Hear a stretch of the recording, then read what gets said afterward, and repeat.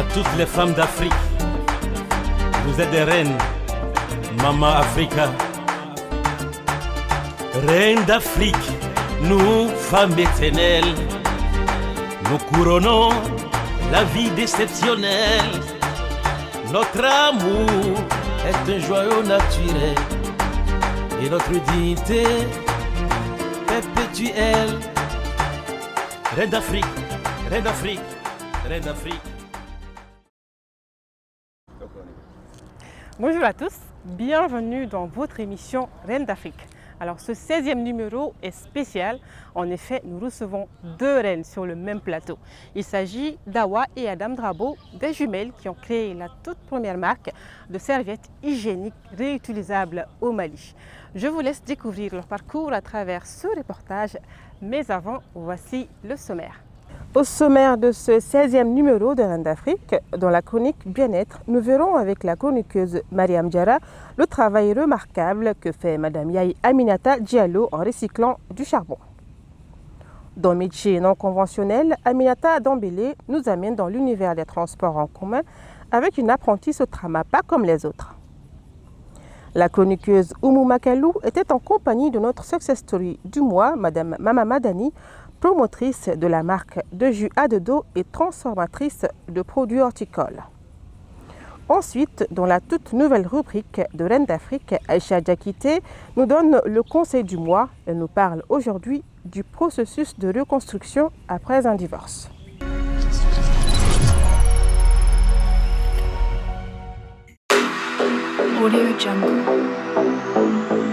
Awa et Adam Drabo sont des jeunes maliennes évoluant dans l'entrepreneuriat. Elles sont les promotrices de la première marque de serviettes hygiéniques lavables et réutilisables au Mali. Ayant passé les premières années de leur vie au Mali, elles ont su apprendre et intégrer les valeurs traditionnelles maliennes.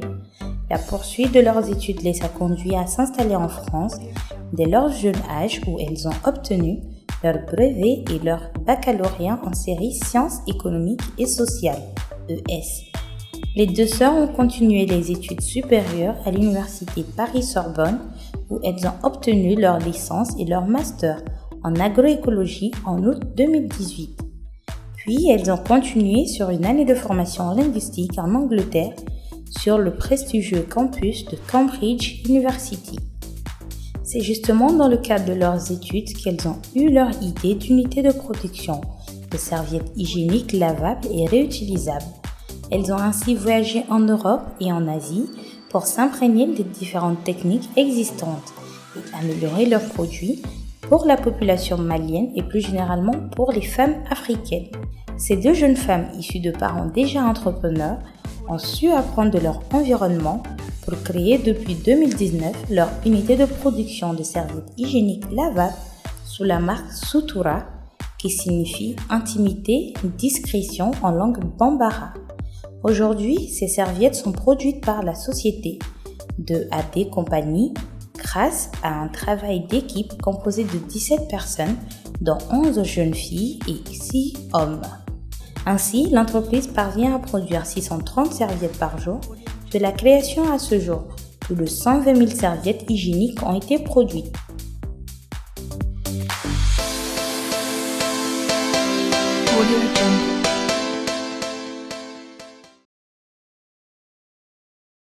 Encore une fois, bienvenue sur le plateau de Reine d'Afrique. Alors non, vous ne voyez pas double, elles sont jumelles. Il s'agit d'Awa et Adam Drabo.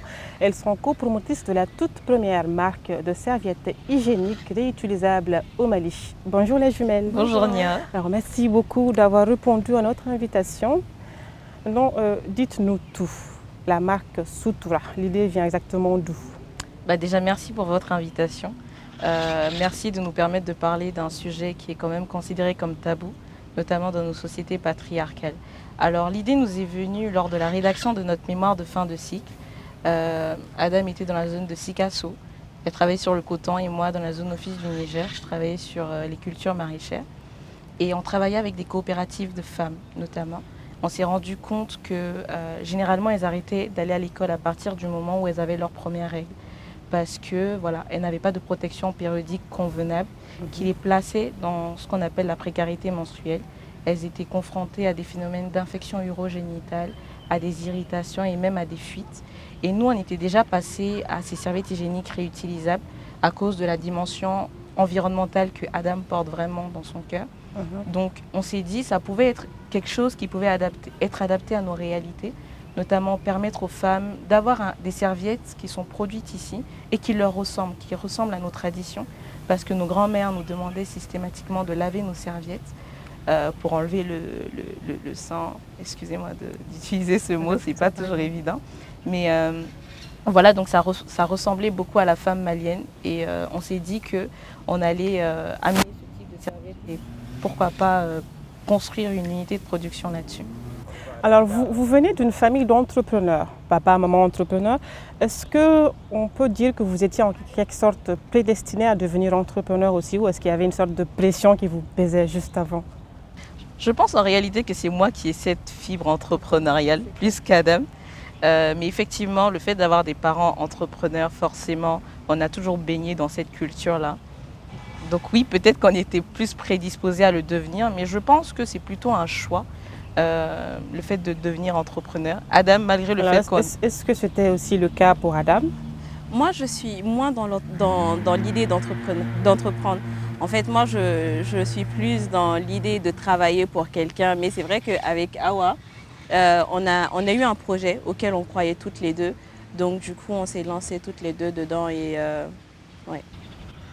Alors, nous sommes dans un pays où nous savons que pertinemment, le sujet des menstruations est encore, disons, tabou. Est-ce qu'à un moment donné, vous n'aviez pas un petit doute sur la faisabilité de votre projet? Est-ce que vous ne vous êtes pas dit telle entité va lancer l'alerte? Ou est-ce que le pays va bien recevoir le concept parce que c'est un peu tabou quand même? C'est clair, au début, c'était vraiment difficile. Mais on n'a pas vraiment eu de doute parce que vraiment on croyait en ce projet-là. Mais c'est vrai qu'il y avait beaucoup de personnes de notre entourage, notamment nos tantes, qui essayaient de nous dissuader de travailler dans ce secteur-là parce que c'est difficile. Quand on est arrivé, on a essayé de mettre en place un spot publicitaire, de tout de suite le faire passer sur les plateaux télé. C'était très très compliqué. Mais bien heureusement pour nous, les choses sont en train de changer. Et on a eu raison en fait de ne pas avoir de doute parce qu'aujourd'hui ça marche. On est à plus de 150 000 serviettes produites en 3 ans d'existence. On a créé des dizaines d'emplois. Donc oui, c'est vrai qu'il y avait le doute au départ de notre entourage, mais avec le temps, c'est en train de se dissiper.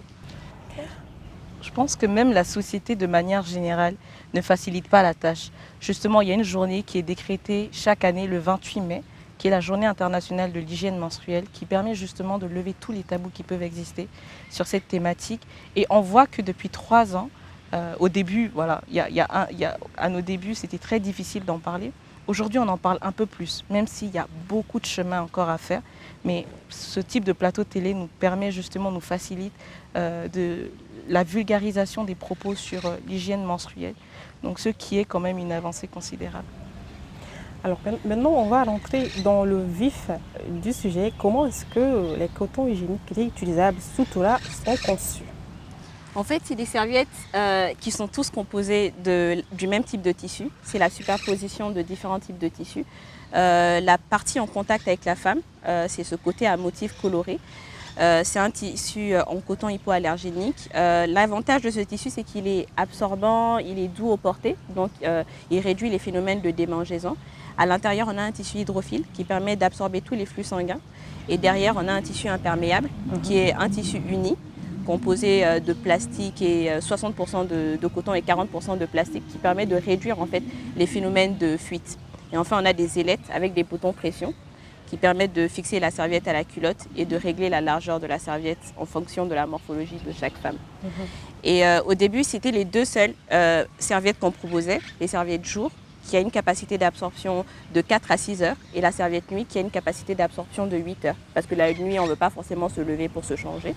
Donc on a augmenté la capacité d'absorption. Au fur et à mesure, on s'est rendu compte que ces serviettes-là n'étaient pas adaptées en fait, pour, par exemple, les adolescentes.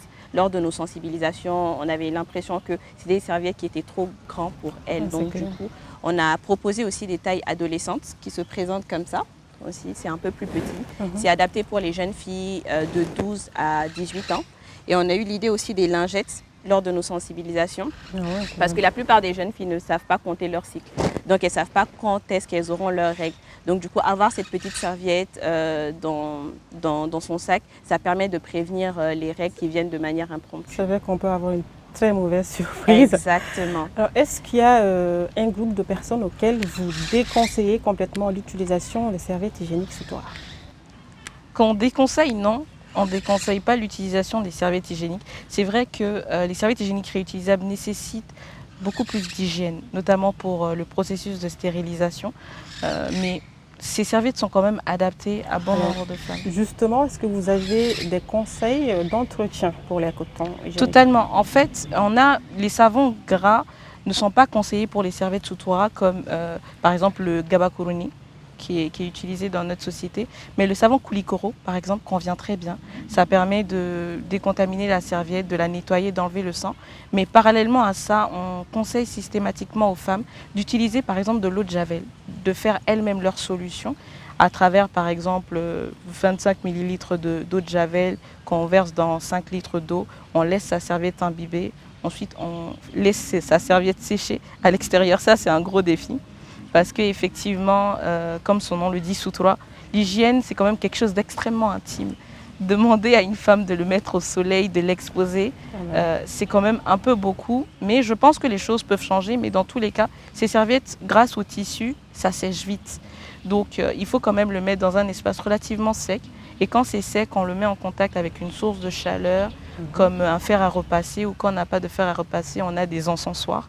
Le wusulin est utilisé par beaucoup de femmes. Ça permet justement d'avoir cette odeur, mais aussi de décontaminer la serviette facilement. Et je voulais rebondir sur ce que Awa dit pour la stérilisation. Je pense que c'est super important. Pas seulement les serviettes, même nos sous-vêtements. C'est super bien d'essayer de les stériliser donc avec la solution décontaminante là. Chaque mois, par exemple, pour avoir des serviettes des culottes qui sont adaptées et stériles. Alors, j'imagine qu'avec tout cet entretien-là, il y a forcément un délai à ne pas dépasser dans son utilisation. Quel est ce délai-là? Nous, on préconise de changer la serviette chaque 2 à 3 ans. 2 à 3 ans. Donc, du coup... En fonction de l'entretien, justement. Exactement. C'est ça. Des fois, la serviette peut durer beaucoup moins longtemps, 6 mois par exemple, lorsqu'on utilise des savons trop gras. C'est ce que je disais, parce que ça bouche les pores de la serviette. Donc, la capacité d'absorption s'amoindrit. Mais sinon, c'est des serviettes qui peuvent tenir 2 ans facilement. Okay, alors, le projet de la marque, comment est-ce qu'il a été financé? Est-ce qu'il y a eu un fonds de l'État ou sur fonds propres? Au départ, on a été financé par nos parents et puis les épargnes que nous avions quand on est revenu de nos études. Et depuis récemment, un mois, on se fait financer par un fonds de l'Union européenne qui est géré par Zira Capital. Okay. Donc c'est un fonds d'amorçage en fait qui va nous aider à acheter des équipements, à acheter de la matière première. Et l'avantage de ce type de financement, c'est qu'il y a des appuis techniques aussi. Des gens qui vont venir, par exemple, il y a un monsieur qui vient de la Tunisie pour nous aider à améliorer notre production, à maximiser notre matière première pour éviter qu'on ait beaucoup de chutes. Alors, quelque chose à ajouter? Totalement, on a des assistances techniques sur bien d'autres choses, notamment l'aspect juridique, la formalisation de notre entreprise, l'aspect comptable, pour qu'on soit à jour dans le paiement de nos impôts, qu'on soit formel et conforme à ce que la loi dit. Donc vraiment, cette aide nous permet justement de nous formaliser beaucoup plus. Alors on va dire merci papa, maman. Totalement, merci à eux. Dans cette émission, comme vous le savez, nous magnifions les femmes qui ont du succès dans leur entreprise. Alors notre success story du mois se nomme Mama Madani. Elle fait dans la transformation de produits horticoles et elle est la promotrice de la marque de jus à dodo. La chroniqueuse Oumou Makalou nous a amenés dans ses locaux et nous vous invitons à suivre.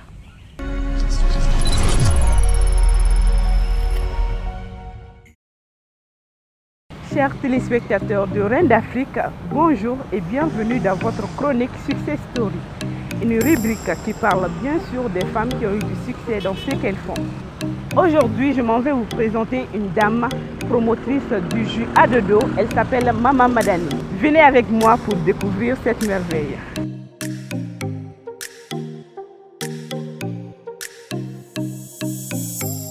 Je me nomme Maman Madani Samake, je suis la promotrice gérante de Sotrafo IBD, société de transformation des produits horticoles à Bamako. L'entreprise a commencé en 2019, mais officiellement ça a été créé en décembre 2018. Le jus, parce que nous voulons valoriser nos fruits et légumes de chez nous. Donc, comme vous voyez ici, c'est une valeur ajoutée. Donc, nous accordons beaucoup d'importance à nos fruits et vu que la consommation dans ces jus naturels est demandée et sollicitée, j'ai préféré me pencher vers les fruits naturels et les valoriser plus. C'est vraiment une transformation totale en agroalimentaire. Donc, j'ai eu des voyages pour apprendre et sur place, j'ai fait des stages d'incubation et j'ai reçu aussi beaucoup de formations dans l'agroalimentaire pour pouvoir exercer ce que je fais aujourd'hui. Comme vous voyez, nos produits sont dans des bouteilles en verre, donc il serait souhaitable d'avoir d'autres emballages qui peuvent contenir des produits naturels sans ajouter des additifs, que ça reste à l'état naturel. Il faut du temps pour apprendre et puis après il y a le problème de personnel qui s'imposent des fois, il y a des problèmes au niveau matériel des fois qui ne sont pas adéquats et qui sont difficiles à trouver sur place. Déjà notre base c'est la mangue, donc nous nous appuyons beaucoup sur la valorisation de la mangue. Nous avons la mangue en 3 produits. Et il y a la mangue séchée que vous voyez ici et puis il y a le jus de mangue, le nectar de mangue et la confiture de mangue. Nous approvisionnons au niveau local, déjà sur le marché de Bamako et puis dans la région, nous avons des fournisseurs qui nous approvisionnent quotidiennement. Le conseil que j'ai à donner aux autres femmes qui sont à la maison, c'est d'entreprendre surtout dans le domaine qu'elles désirent. Alors, nous venons de suivre la chroniqueuse Oumou Makalou qui nous amenait dans les locaux de la marque de jus Adodou avec la promotrice Mama Madani. De retour sur le plateau, alors les filles, l'environnement professionnel au Mali peut être très contraignant pour la femme. Alors quel a été pour vous, l'une comme l'autre, le défi le plus dur à relever en tant que femme? Déjà, le secteur dans lequel on évolue, l'hygiène menstruelle, c'est assez difficile. Donc je pense que même si c'était un homme qui travaillait dans ce domaine, ça allait être compliqué. Mais je pense que pour nous, en tant que femmes, ce qui a été le plus difficile, c'est la gestion de l'emploi du temps, de notre vie familiale, personnelle, avec la vie professionnelle. Le début d'un projet demande énormément de temps, donc on ne compte pas forcément ses heures. Donc du coup, c'était plutôt cet aspect qui a été difficile, en tout cas pour moi. Et pour toi, Awa? Pour moi, ça serait, je pense que pour toutes les deux, ça a été la gestion des ressources humaines, la gestion des hommes en tant que femmes. C'est le problème qui revient le plus au sein de l'entrepreneuriat. Des fois, demander à quelqu'un, notamment quand c'est des jeunes hommes, parce qu'on a essayé, en termes d'emploi, d'essayer de valoriser la jeunesse, demander à un jeune homme, lui imposer des démarches, etc. et des procédures, c'est pas toujours évident. Donc oui, en tant que femme, on essaye de s'imposer. Déjà qu'on n'est pas très grande. Donc forcément, il faut qu'on essaye de s'imposer avec la voix. On y arrive un peu à deux. Alors, je suppose que ça a été dur. Maintenant, quelles ont été les leçons que vous avez tirées de cette aventure-là? Awa? Il y a pas mal de leçons qu'on continue à tirer. Je pense qu'on est une jeune start-up quand même, on existe depuis seulement 3 ans. Mais la leçon la plus profonde, je pense, c'est le fait d'avoir osé. Je pense qu'en tant que jeune, lorsqu'on ose, voilà, finalement on peut se casser la tête, mais dans tous les cas, tu te relèves, tu reprends, c'est pas toujours évident. L'entrepreneuriat, c'est tellement instable. Des fois ça marche, des fois ça ne marche pas. Mais il faut savoir, voilà, avoir cet équilibre-là entre ces deux extrêmes. Donc je pense que c'est une leçon de rééquilibrage que j'ai pu apprendre. Adam? Pour moi, la leçon que j'ai tirée, c'est le fait de croire en son projet, le fait de porter soi-même son projet et puis d'essayer d'expliquer aux gens. Parce que les gens, je pense que quand ils ne croient pas en ton projet, c'est parce qu'ils ne connaissent pas. Donc il faut avoir cette démarche de leur expliquer. Donc on est toujours dans cette démarche d'explication du projet et voilà la leçon que j'ai tirée de cette expérience. Et surtout les convaincre. Ouais, les Parce que convaincre, c'est vrai. convaincre une jeune femme justement à porter des serviettes hygiéniques réutilisables lorsqu'elle porte des serviettes hygiéniques jetables.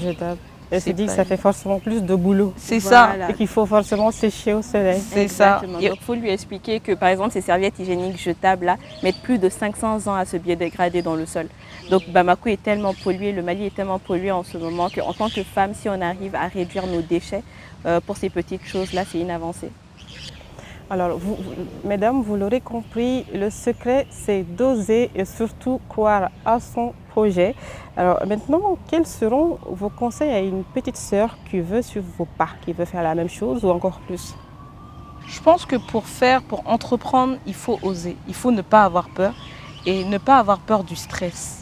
Parce que tout ce stress qui peut exister, des fois tu te couches la nuit, tu te dis mais demain est-ce que je serai capable de payer mes employés? Ça joue sûrement sur le physique. Hein. C'est ça. Est-ce que je pourrais répondre à mes charges? Donc voilà, vraiment gérer tout ce stress-là, c'est quelque chose qu'il faut être à même de faire. Donc je pense que c'est une leçon importante à donner à une personne qui veut entreprendre et croire en soi, comme madame l'a dit. Je pense que quand tu crois en ton projet, tu ne vas pas calculer tes heures. Tu vas te donner à fond et le projet se portera beaucoup mieux. Et moi, ce que je peux ajouter, c'est vraiment ne pas avoir peur de se tromper. Parce qu'en tant que jeune, surtout jeune femme, on est jeune, c'est le moment de nous tromper. Moi, c'est toujours ça que je dis à Awa. C'est le moment de nous tromper. Si ça ne marche pas, on recommence. Donc du coup, on a l'avantage d'avoir le temps de notre côté. Alors, on a parlé des défis de l'entrepreneuriat. Vous avez fait peur aux femmes. Maintenant, il faut qu'on sache quel est le côté fun de l'entrepreneuriat. C'est qu'on a la liberté d'avoir notre programme. On fait quelque chose qui nous passionne et on crée de l'emploi. Je pense que ça, c'est tellement important. C'est plus que fun, ça. Voir des gens qui nourrissent leur famille à travers une idée que tu as apportée, c'est tellement valorisant. C'est gratifiant. Donc, voilà, c'est gratifiant, c'est très très gratifiant. Et même pour nous, ce qui est vraiment fun, pas dans l'entrepreneuriat, mais l'entrepreneuriat aussi, mais dans ce qu'on fait, c'est qu'on fait souvent des sensibilisations, comme madame l'a dit, dans les écoles. Et on a le temps de partager. On a des souvenirs avec notamment les écolières. Parce qu'au départ, on a parlé de la difficulté justement de la thématique. On allait dans les marchés, on parlait avec les femmes sur leur hygiène menstruelle et systématiquement, bon, elles étaient un peu pour l'idée, mais elles n'avaient pas vraiment le temps. Une maman est tellement plus là à penser au bien-être de son enfant plutôt qu'à son hygiène menstruelle. Oui. Donc c'était difficile de les convaincre. C'est pour ça qu'on est allé vers la jeunesse, notamment dans les écoles. Et dans les écoles, à travers la sensibilisation, les filles partagent leur expérience. Nous, on apprend beaucoup. On apprend beaucoup d'elles et on adapte nos serviettes. Je parlais de la journée internationale de l'hygiène menstruelle. L'année dernière, en 2022, on a pu être accompagné par le Fonds des Nations Unies pour la population, justement, là-dessus, où on a été dans des centres de santé communautaires, on a été à l'école de médecine, à Bolé, et on a pu mettre en place un programme avec des femmes albinos, justement pour essayer sur 1 an d'avoir une database sur leur hygiène menstruelle et adapter leurs serviettes à tout ce qui est sensibilité, etc. Donc ça, c'est vraiment gratifiant, le fait de se dire qu'on apporte une solution à un problème qui existe. Aujourd'hui, dans la chronique Métiers non conventionnels, Aminata Dambélé nous fait découvrir une dame des plus courageuses.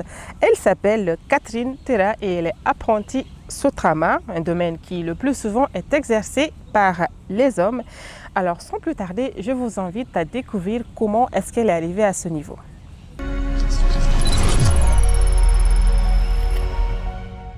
Bonjour à vous chers fidèles téléspectateurs de Reine d'Afrique, je vous souhaite la bienvenue sur ce nouveau numéro de votre chronique Métiers non conventionnels. Aujourd'hui nous sommes allés à la découverte d'une jeune dame courageuse qui, malgré les critiques, les moqueries, a su exercer son métier avec amour et bravoure. Il s'agit de Catherine Terra, elle est apprentie Sotrama, un métier qui est plus exercé par les hommes. Donc suivez-moi pour en savoir plus sur elle.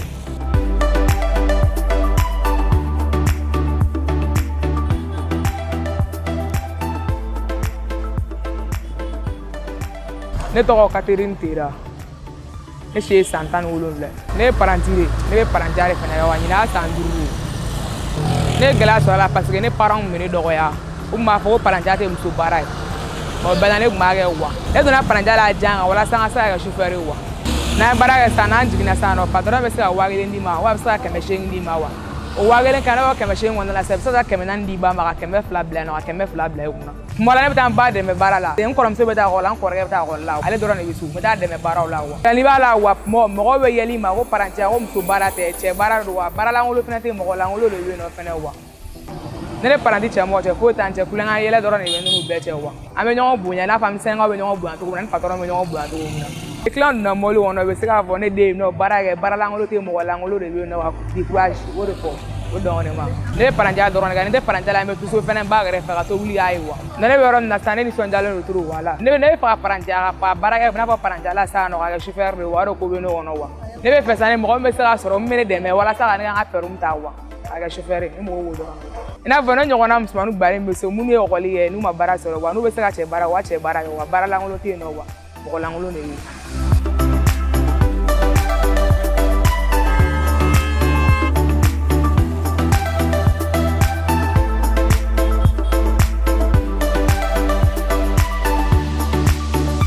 Nous sommes de retour sur le plateau de Reine d'Afrique avec Aminata Dambélé, la chroniqueuse qui nous a fait découvrir l'apprenti Sotrama Catherine Terra, un métier qui, comme le savez, est le plus souvent exercé par les hommes.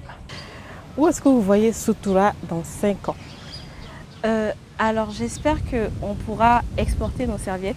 Bon, déjà avant l'exportation, avoir un marché malien plus grand, avoir des personnes qui sont plus pour le projet, qui croient au projet comme nous, qui utilisent nos serviettes et pourquoi pas exporter à l'étranger. Awa, où est-ce que tu vois Sutura dans 5 ans? Dans 5 ans, c'est déjà créer plus d'emplois et me retourner, me dire que la femme me dise oui, grâce à vos serviettes, je pars à l'école. Parce que ça, c'est une réalité. Beaucoup de jeunes filles abandonnent l'école, c'est là qu'on a eu l'idée, mais c'est abandonnent l'école lors de son cycle menstruel. Si on parvient déjà à apporter une solution à ça, ça serait génial. Mais dans 5 ans, augmenter la production, augmenter le nombre d'employés et me dire aussi qu'à travers les formations, parce qu'on fait des formations, notamment on forme les femmes à la confection de ces serviettes hygiéniques réutilisables afin qu'elles aussi puissent avoir une activité gage de rémunération pour elles, notamment dans des zones insulaires, dans des zones lointaines. De la zone de Nyono par exemple, ou dans le centre du Mali qui est une zone en conflit, c'est pas toujours évident d'acheminer nos produits dans cette zone. Donc permettre à une femme de se former sur la confection de ces serviettes, ça permet justement aux femmes d'avoir une activité génératrice de revenus pour elles, mais aussi de pouvoir produire des serviettes sûres et saines pour les femmes de leur communauté. Alors, Awa et Adam Drabo, si vous êtes élue reine d'Afrique, comment allez-vous nommer votre beau royaume? Awa? Royaume Sutura. Évidemment. Déjà, la langue, le bambara prime, le Sutura, l'intimité. Ouais, donc je l'appellerai. La même je pense pensée? que je la nommerai Royaume des femmes. Oh, ça va aussi. Et quelle serait la monnaie de votre royaume? La monnaie. La monnaie, ça serait le Sutura. Aussi, hein. Ça serait le Sutura, la monnaie. C'est vrai. Mais pourquoi pas le Sutura? Alors, nous arrivons presque à terme de l'émission. Quel message voulez-vous faire passer à la jeunesse qui vous écoute actuellement? Adam, d'abord. Le message que je passerai à la jeunesse, c'est qu'en tant que jeune, il faut qu'on crée des opportunités. Il faut qu'on crée des opportunités pour nous créer de l'emploi nous-mêmes. Donc je pense que c'est le message fort que je ferai passer à la jeunesse. Awa? Totalement aussi. Moi, je dirais qu'en fait, il ne faut pas entreprendre pour entreprendre parce qu'on n'a pas eu de boulot. Il faut entreprendre parce qu'on y croit. Il faut entreprendre parce qu'on se dit, je vais me créer un emploi. Comme Madame l'a dit, je vais créer de l'emploi pour les autres. Mais aussi et surtout, je pense que le fait d'entreprendre, c'est se valoriser. C'est dépasser ses limites, c'est croire en soi. Donc voilà, c'est ce que je dirais. Nous allons à présent passer à la chronique bien-être de l'émission. Comme son nom l'indique, c'est une chronique qui influe sur le bien-être et l'épanouissement de la femme. Celle dont il s'agit aujourd'hui s'appelle Madame Diop Yaye Aminata Diallo, une dame remarquable qui contribue à la protection de l'environnement et qui lutte en même temps contre la déforestation. Elle fait du recyclage de charbon et nous est présentée par la chroniqueuse Mariam Diarra que nous vous invitons à suivre.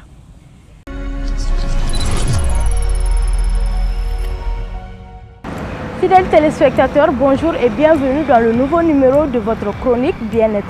En parlant justement de bien-être, nous sommes allés à la rencontre de Madame Diop, Yaye Aminata Diallo, une femme qui fait du recyclage de charbon en vue de lutter contre la déforestation et toutefois contribuer à la protection de l'environnement. Comment Madame Diop s'y prend pour son recyclage de charbon? Pour en savoir plus, suivez-nous. Moi, c'est Madame Diop Yaye Aminata Diallo, promotrice des charbons éco. L'idée m'est venue depuis 2020. Il y a un moment, il y avait rupture de gaz. Et malheureusement, à ce moment, le prix des sacs de charbon était tellement élevé au Mali. Moi, déjà, j'ai toujours rêvé d'être entrepreneur. Je me suis dit, pourquoi ne pas avoir une autre alternative, d'avoir un autre type de charbon sur le marché qui n'est pas le charbon de bois. J'ai eu à faire une formation sur l'entrepreneuriat au Mali ici. Après, j'ai suivi une autre formation en ligne et sur la production de charbon écologique. Pour le moment, nous utilisons les résidus de charbon. Et il y a tellement de choses au Mali ici qu'on peut recycler en charbon écologique, charbon bio. Il y a beaucoup de différences entre le charbon que je produis avec le charbon de bois. Le charbon que nous produisons, il n'y a pas de fumée, il n'y a pas de gaz et ça dure plus. C'est-à-dire que ça peut faire entre 2 heures et 3 heures de temps. Pour le moment, je n'ai pas eu de financement, je le fais à fond propre. Dans 5 ans, Inch'Allah, moi je vends mon charbon dans toutes les régions du Mali et les pays voisins aussi. On a besoin des aides parce qu'il nous faut des machines pour pouvoir produire beaucoup de quantités. La demande est plus que l'offre, là où on est actuellement. On a des demandes qu'on ne peut pas satisfaire parce qu'on n'a pas de machines qu'il le faut. L'entrepreneuriat féminin, c'est vrai que c'est difficile. C'est difficile sur beaucoup de plans. Mais moi, je les dis juste que tout le monde peut entreprendre. Mais ce n'est pas tout le monde qui réussit dans l'entrepreneuriat. Pour pouvoir entreprendre, il faut avoir l'amour de ce que tu fais d'abord. Il faut mettre de la considération, du sérieux, de chercher à se former, à se perfectionner, d'avoir toujours des idées innovantes.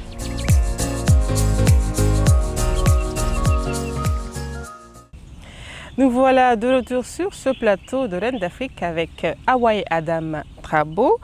Nous venons de suivre à l'instant la chronique Bien-être avec Yaye Aminata Diallo qui nous a montré le processus de recyclage du charbon. Alors, tout ce qui touche à l'hygiène intime est très sensible. Est-ce que vous aviez les connaissances scientifiques requises pour la conception des serviettes hygiéniques ou est-ce que vous avez plutôt fait appel à des personnes déjà qualifiées?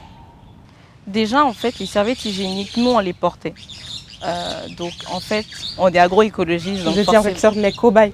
Oui, exactement. On n'avait pas de connaissances là-dessus. Mais après, justement, la rédaction de notre mémoire de fin de cycle, on a été en Angleterre, on a été en Indonésie, où on s'est formé là-dessus, notamment sur les techniques, parce que c'est des serviettes qui existent dans ces pays-là. On a ramené le projet et sur 6 mois, de mars à décembre 2019, on a travaillé avec une centaine de femmes pour essayer de tester les serviettes.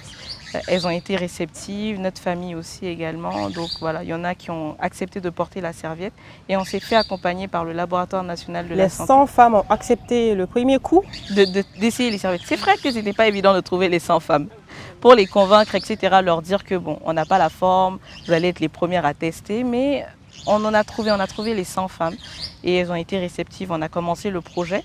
Donc on s'est fait accompagner par le laboratoire national de la santé qui nous a donné énormément de conseils sur tout ce qui est processus de décontamination et de stérilisation des serviettes, notamment à travers des machines à la vapeur comme une autoclave, utiliser des huiles antiseptiques comme la menthe, l'eucalyptus, entre autres. Et justement ça nous a permis d'avoir un processus de stérilisation pour qu'à la fin, la serviette soit totalement décontaminée et libre de micro-organismes. Chaque trimestre, on soumet ces serviettes au laboratoire national de la santé qui fait des tests là-dessus pour certifier l'absence de germes, notamment sur les échantillons qui ont été donnés.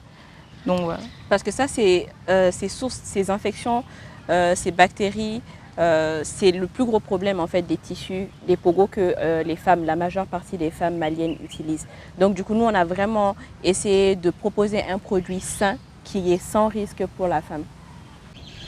Alors, j'ai remarqué que les serviettes hygiéniques Soutoura avaient une forme spéciale. Est-ce que une de vous deux l'a conçue ou dessinée? On l'a fait ensemble, on était à 3 avec Awa et puis Ina, la chef de production. Et en fait, on a choisi cette forme parce que c'était la forme qui respectait la courbure de la femme. Donc c'est une forme qui est vraiment spécifique à la marque Soutoura. D'ailleurs, c'est pour ça que personne ne peut reproduire ces serviettes. On l'a déposé à l'OAPI pour la propriété intellectuelle. Donc voilà. Justement, en parlant d'Ina, on l'a rencontrée. Elle a fait un témoignage très émouvant sur vous. C'est que c'est une amie, une collaboratrice. Et nous allons l'écouter.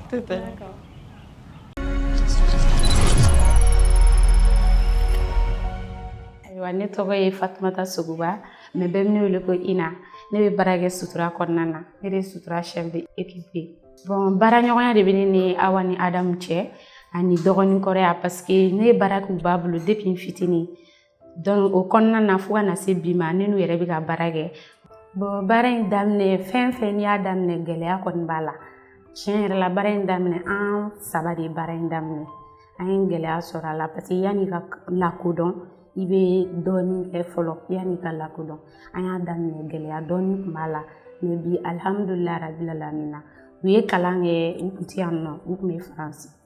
Donc après u tilalen kalan na u faso diyar'u ye u nana k'u bɛna dɔ kɛ Mali kɔnɔ ka projet dayɛlɛ pour que ka se ka musow dɛmɛ u bɛ dɔ fara Mali ka ɲɛtaga kan.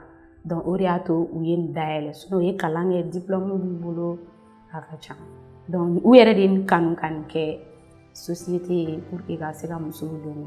Tiɲɛna an kɔni y'a daminɛ a mɛnna a 3 ans ni ne kɔni b'u dɔn don fɔlɔ min na ne y'u ye mɔgɔ ɲuman de don parce que adamaden min bɛ nisɔndiya ka mɔgɔ kunbɛn mɔgɔ ɲumanya taamasiyɛn fɔlɔ ye o ye.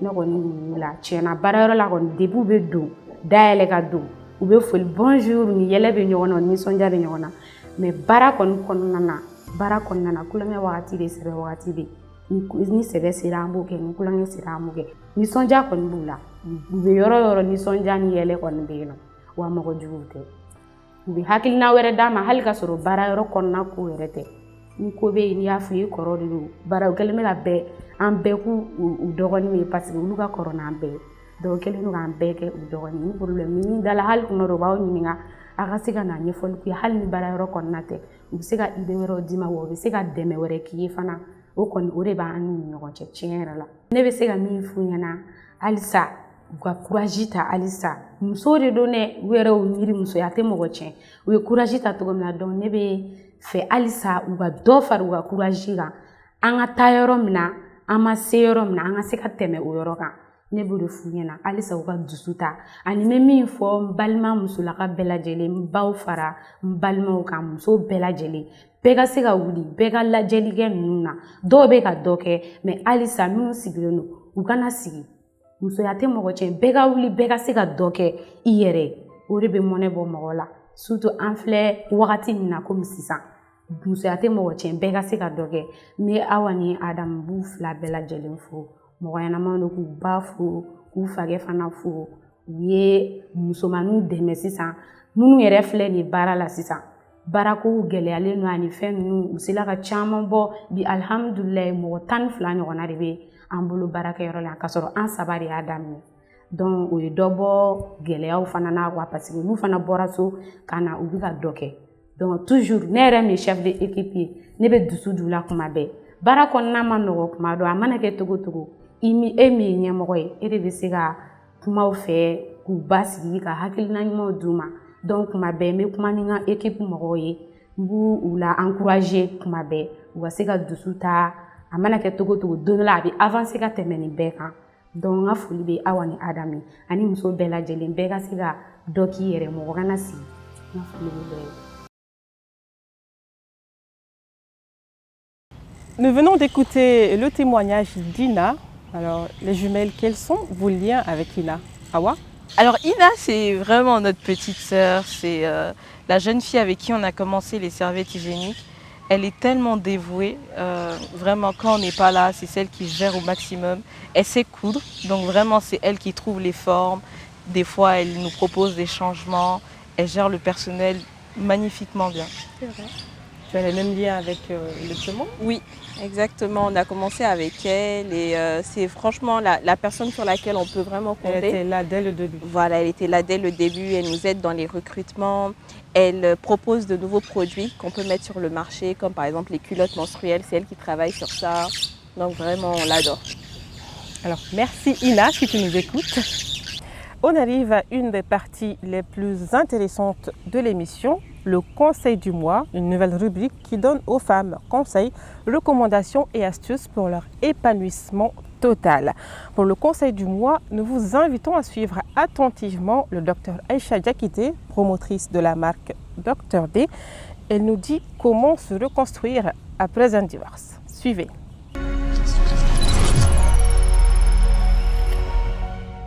Je suis Dr Aïcha Diakité, promotrice de la marque Dr D qui promouvoit le bien-être par la nature.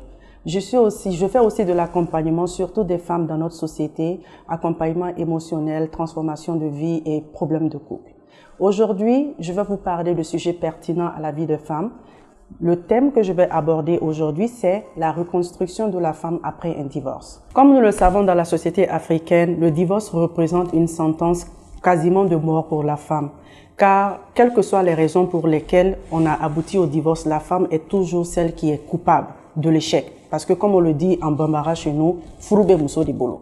Donc, ni Furu Tiena, c'est la responsabilité de la femme. Afin de se reconstruire après un divorce, la première des choses qu'une femme doit faire, c'est de se déculpabiliser. Se déculpabiliser ne veut pas dire ne pas reconnaître ses propres torts ou ne pas reconnaître ses insuffisances, mais de comprendre que nous avons fait du mieux que nous pouvons avec les cartes que nous avions.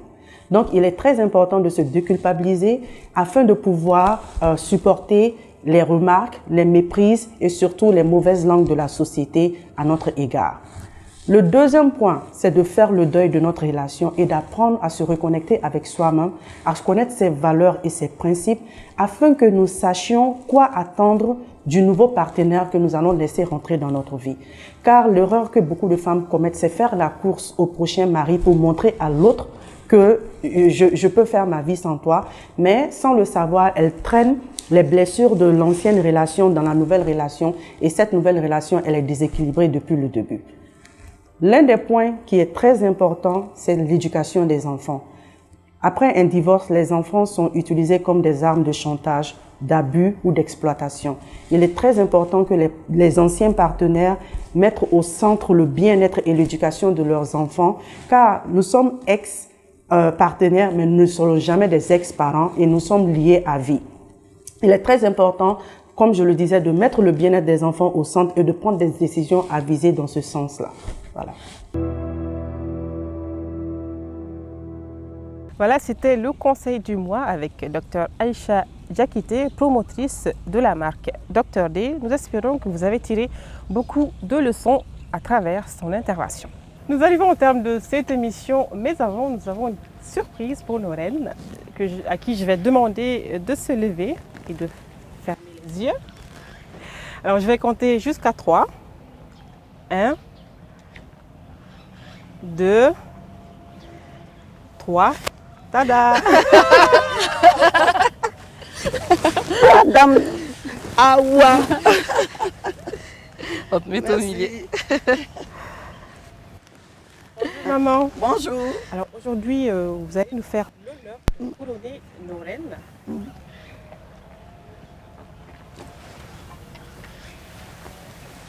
Voilà.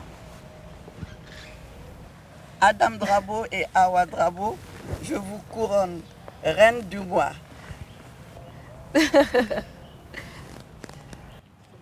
Un peu au-dessus. Voilà. Awa Drabo. Merci. Voilà la canne des reines. Merci. Merci. Maman, qu'est-ce que vos filles vous inspirent aujourd'hui?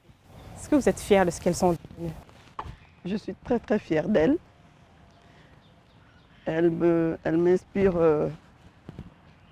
la confiance, le dynamisme, l'excellence dans le métier. Elles ont commencé il n'y a pas très longtemps dans l'entrepreneuriat. Aujourd'hui, elles sont reconnues dans le secteur, dans le milieu. Vraiment, je les félicite et je leur souhaite beaucoup, beaucoup de courage et bonne continuation. Merci. Merci. Merci. Alors déjà, maman, nous allons vous remercier d'avoir accepté notre invitation. Nous avons été très heureuses d'accueillir vos fiertés, nos reines du mois. Mais malheureusement, les bonnes choses ont une fin. Nous arrivons à la fin de cette émission. Nous sommes des reines et nous restons dans notre royaume. À la prochaine. Nous couronnons la vie déceptionnelle.